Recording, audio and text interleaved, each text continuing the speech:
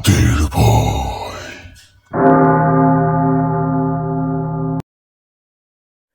আপনারা শুনছেন রাতের ভয়ের ৩২ নম্বর এপিসোড। গল্প পাঠে আমি রিক। আজকে আমি না, রাফি ভাইয়ের কণ্ঠে শুনতে পাবেন আপনারা সত্যি ভৌতিক ঘটনা। রাফি ভাই এর আগে অনেকগুলি আমাদেরকে ঘটনা পাঠিয়েছেন।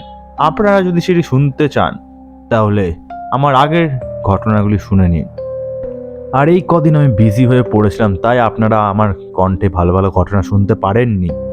কিন্তু আমি এবার আপনাদের জন্য খুবই ভয়ানক ঘটনা কালেক্ট করে নিয়ে আসব।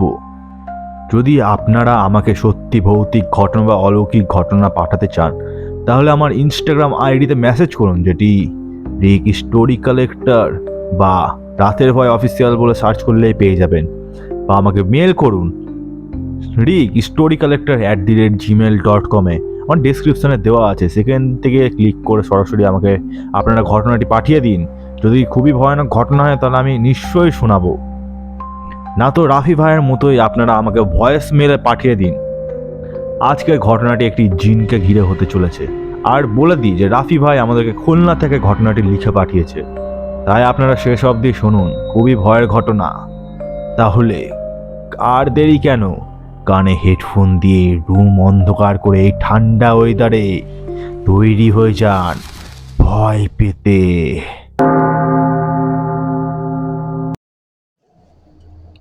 আসসালামু আলাইকুম। রাতের ভয় ইউটিউব চ্যানেলে সবাইকে স্বাগত। আপনাদের মাঝে আরও একটা ঘটনা নিয়ে চলে এসেছি আমি, খুলনা থেকে মোহাম্মদ রাফি। ঘটনাটি আমার এক দাদার কাছে শোনা। দাদা যেভাবে বলছে আমিও তার মতো করে বলছি দাদার মতো করে। এলাকার কিছু ছেলেপিলে মিলে আমরা চিন্তা করলাম পিকনিক করব। সবার কাছ থেকে সেই হিসেবে টাকা নেওয়া হলো, যে যা পেরেছে তাই দিয়েছে। পিকনিকের জায়গাটা সিলেক্ট করা হলো পাশেই প্রাইমারি স্কুলে। রাত তখন 12:30। সব কিছু আয়োজন করা শেষ, রান্না বাড়া হয়ে গেছে। খাইতে খাইতে 1:30 বাজে। তখন এক ছোট ভাই বলল, ভাইয়া চলো আমরা তাল কুড়িয়ে আসি, তারপর সে তাল দিয়ে আমরা কাল পিঠা বানিয়ে খাবো। কেউ কেউ রাজি হচ্ছিল না, আবার কেউ রাজি হচ্ছিল, কারণ যেখানে তাল কুড়াতে যাব তার পাশেই ছিল শ্মশান। লোকে মুখে শুনেছি সেখানে নাকি ভয় আছে। প্রথমে আমিও যাইতে রাজি ছিলাম না, অনেক জোরাজুরি করার পর রাজি হলাম। তারপর সবাই একসাথে তাল কুড়াতে গেলাম। আশেপাশে অনেক খুঁজলাম, কিন্তু কোথাও তাল পাচ্ছিলাম না। থাকে না এক বন্ধু বেশি কথা বলে, একজন বলল কি, তোরা নিচে থাক, আমি তাল গাছে উঠে তাল পাড়তেছি, তোরা নিচ থেকে নিয়ে নিস। আর হ্যাঁ, কেউ কোনো কথা বলবি না। আর লাইট মারারও দরকার নাই, কারণ দূর থেকে লাইটে আলো দেখা যাবে। তো যেই ভাবা সেই কাজ। আমার এক বন্ধু গাছের উপরে উঠে গেল, আর আমরা নিচে বসে থাকলাম। 5 থেকে 10 মিনিট 15 মিনিট হয়ে গেল, কিন্তু আমার সে বন্ধু আর নামছে না। আমরা জোরে ডাকতেও পারছি না, কারণ ডাকলে কেউ যদি শুনে ফেলে। ঠিক 17 মিনিটের মাথায় বন্ধুটি গাছ থেকে নেমে আসে,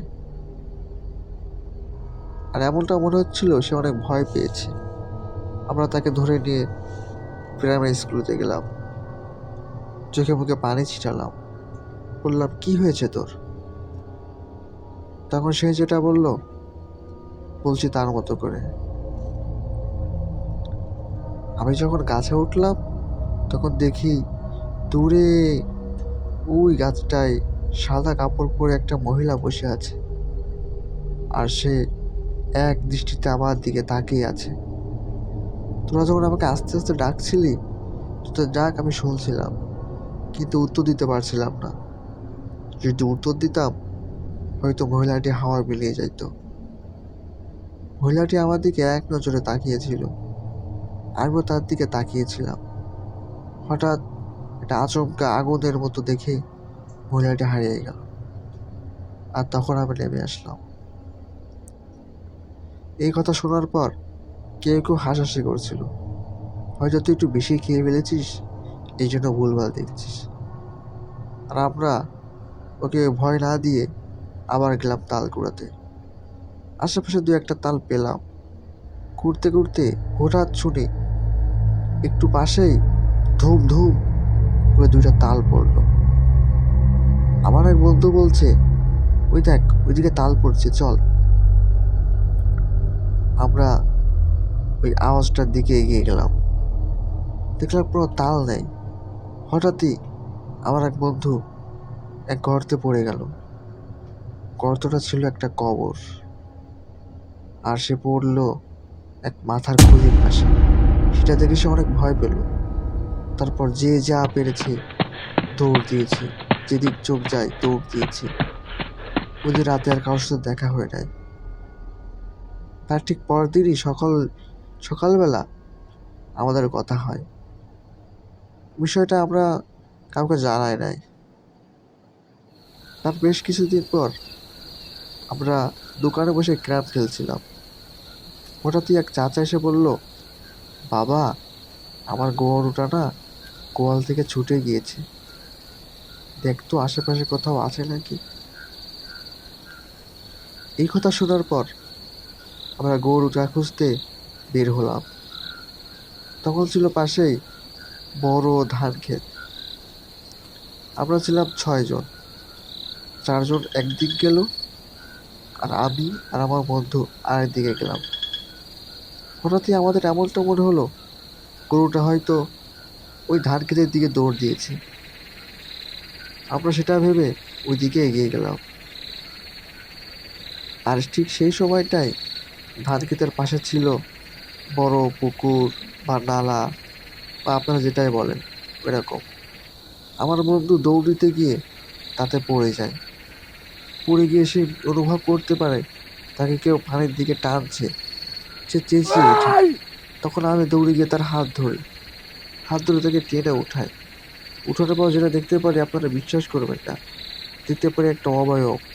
তার কোনো শরীর নেই, অথচ তার শরীরের মতো দেখতে অনেকগুলো চোখ। তার অনেক চোখগুলো জল জল করছে আগুনের মতো। সেটা দেখে আমরা দৌড় দিয়ে দোকানের দিকে চলে যাই। আর দোকানে গিয়ে দেখি সেই মুরব্বি আর আমাদের 4 বন্ধু। তারা বলছে, কি রে, তোরা কোথায় ছিলি? তোদের অনেক খুঁজছিলাম, তোদের পেলাম না। গরু তো আমরা অনেক আগেই পেয়ে গিয়েছি। তখন তাদেরকে আমাদের সাথে ঘটা সব কিছু বললাম। তারা শুনে অবাক হয়ে গেল এবং বলল, যা বাসায় গিয়ে শুয়ে পড়, সকালে হুজুরের সাথে কথা হবে। তার পরদিনই ছিল শুক্রবার। শুক্রবার নামাজ শেষে হুজুরের সাথে আমরা কথা বলি। হুজুর বলল, একটু বসো, আমি আসতেছি। তার বেশ কিছুক্ষণ পর হুজুর আসলো। এসে বলল, তোমরা যা করেছো এটা ঠিক করো নাই। তোমরা যে তাল গাছে উঠছিলা, সে তাল গাছে ছিল এক জিনের বসবাস। তোমাকে দেখতে পেয়ে সে জিনটা অন্য গাছে গিয়ে বসে। আর তোমরা যে কবরে পড়ে গিয়েছো এটা স্বাভাবিক। আর কবরের যে মাথার খিলু থাকবে এটাই স্বাভাবিক, এখানে ভয়ের কিছু নাই। কিন্তু গরু খুঁজতে গিয়ে তোমরা যেটা দেখেছো সেটা ছিল ভয়ের জিনিস। কারণ তোমরা যে তাল গাছে উঠেছিলা, সে তাল গাছে থাকতো এক দুষ্টু জিন, যে মানুষদের ভয় দেখায় কিন্তু কোনো ক্ষতি করে না। তাই তোমাদের ওই ডুবোর ভিতরে ভয় দেখাচ্ছিল, তাছাড়া তেমন কিছু হয় নাই। এই পানি পড়ে দিচ্ছি, এই খেয়ে নিও, আর ভয় পাবা না। আর একটা কথা মনে রাখবা, তুমি যদি ভয় পাও তাহলে সে তোমাকে আরো বেশি করে ভয় দেবে। এখন তোমরা আসতে পারো। তারপর আমরা সেখান থেকে চলে আসলাম। তার কিছুদিন পরে আমার এক বন্ধু আমাকে ফোন দিল, দোস্ত, আজ না আমাদের বাসায় কেউ বাসায় নাই, আমাদের ঘর খালি। আম্মু নানা বাড়ি গিয়েছে। আমার রুমে থাকতে খুব ভয় করছে। প্লিজ আজকের দিনটা আমার সাথে থাক। এই কথা শুনে আমি প্রথমে রাজি হচ্ছিলাম না। পরে ভাবলাম এমনিতেই ও খুব ভয় পেয়ে আছে, যাই একটা একটা রাতই তো। এই ভেবে আমি চলে গেলাম। তার সাথে দেখা করে রুমের ভিতরে গিয়ে শুয়ে থাকলাম। দুজন একসাথে বসে টিভি দেখছিলাম। হঠাৎ দেখি জানালার দিকে একটা হাত। হাতটা ছেলে নাকি মেয়ের বোঝা যাচ্ছে না। হাতের কবজি আর কিছু দেখা যাচ্ছে না। এটা দেখে আমি ভয় পেয়ে গেলাম আর দৌড়ে গিয়ে জানালা দিয়ে দিলাম। তারপর দিন সকালে শুনতে পারি আমার এক বন্ধু আমাদের ওইভাবে ভয় দেখিয়েছে। তাছাড়া আর কিছু না। এরপর থেকে আমাদের সাথে আর কিছুই হয়নি। আমরা তারপর থেকে আর কিছু দেখিনি। এটাই ছিল আমাদের সাথে ঘটে যাওয়া সত্য ঘটনা। আশা করি সবার ভালো লেগেছে। রাতের ভয় ইউটিউব চ্যানেলটা দীর্ঘস্থায়ী হোক। ওয়াও, দারুণ একটি ঘটনা, খুবই ভয়ানক ঘটনা। আপনারা ভয় পেলেন কিনা আমাকে কমেন্টে লিখে জানান। আর আমি বলতে চাই যে আপনারা যদি রাতের ভয়ের চ্যানেলে নতুন থাকেন তাহলে সাবস্ক্রাইব করে দিন এখনই। আর আপনাদের ভূত প্রেমী বন্ধুদের কাছে গল্পটি শেয়ার করে দিন, কারণ আমি প্রত্যেক বুধবার ঠিক রাত 10টায় আপনাদের জন্য সত্যি ভৌতিক ঘটনা নিয়ে আসি, যা আপনাদের মতোই কারোর জীবনে ঘটে গেছে। আর আমি রাফি ভাইকে বলতে চাই যে এইভাবে আমাকে ঘটনা পাঠিয়ে যাও তুমি, তাহলে আমি সবাইকে সেটি শোনাতে পারবো। আর তোমার ঘটনাগুলি খুবই ভয়ের, তাই অডিয়েন্স শুনে সেগুলো ভয়ও পায়। আপনারাও রাফি ভাইয়ের মতো আমাকে ভয়েস মেল করে পাঠিয়ে দিন, তাহলে আপনাদের কণ্ঠে শুনতে পাবে সবাই ভৌতিক ঘটনা। তাহলে আজকে এতটাই থাক, আবার দেখা হবে পরের বুধবার ঠিক রাত 10টায়।